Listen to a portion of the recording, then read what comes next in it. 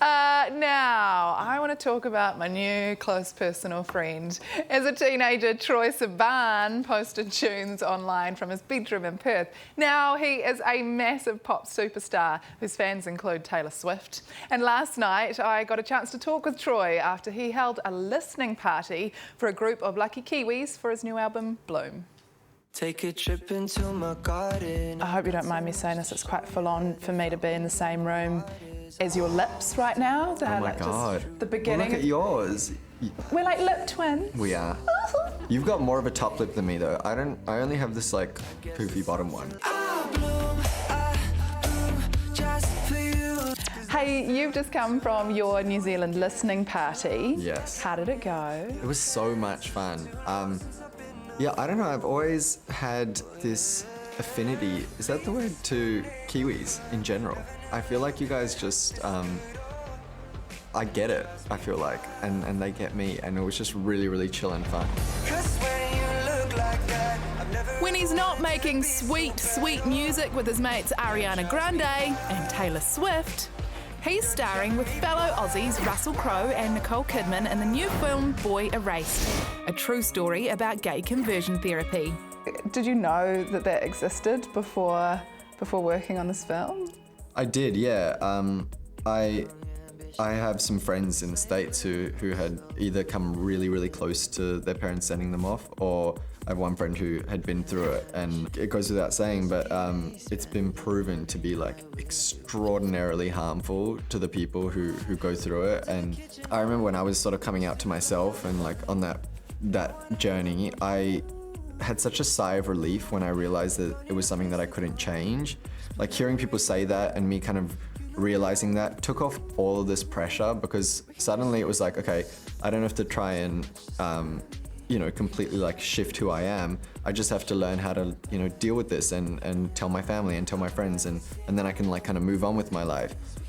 And one of the first things that they tell you when you get to these camps is there is like no such thing as somebody who's born gay, and that you are filling a God-shaped hole in your life with homosexual tendencies. And so when I was on set and I was like hearing those words, even though it was completely, in a scene and everything, it sucks, it like hurts, you know what I mean? I just couldn't stop thinking about all of the kids who maybe had kind of made some progress and then they get sent there and all of this like guilt and shame gets put straight back on them. Go slow, no, go fast. You like it just as much as me. Now, there are quite a lot of people at the project that are super duper unbelievable fans of yours, and are very really? sad that they can't be here. Okay. Mallory, George and Jay, these questions are for you. Nice. Who was your favourite on the last season of Drag Race? Oh, well, Aquaria, she has sugar daddies. It's so controversial. I really I had super high hopes for Miss Cracker. But yeah, I had really high hopes for her in the beginning of the season and sort of like kind of got let down slowly but surely. And then, honestly, from the top 4, I was like down for whoever to win. But Aquaria, I think, is like the right choice. Sashay away, you whore. My happy little pill. I've got a gift for you now. Oh, this is for you because you're really good at making music. Thank you so much. Thank you. This is so crazy. I always hear when I'm like overseas, everybody's like, New Zealand is killing it. Like all my label people and stuff like that. I don't know why, but for whatever reason, I just feel the love here. This is so crazy. Thank you so, so, so much.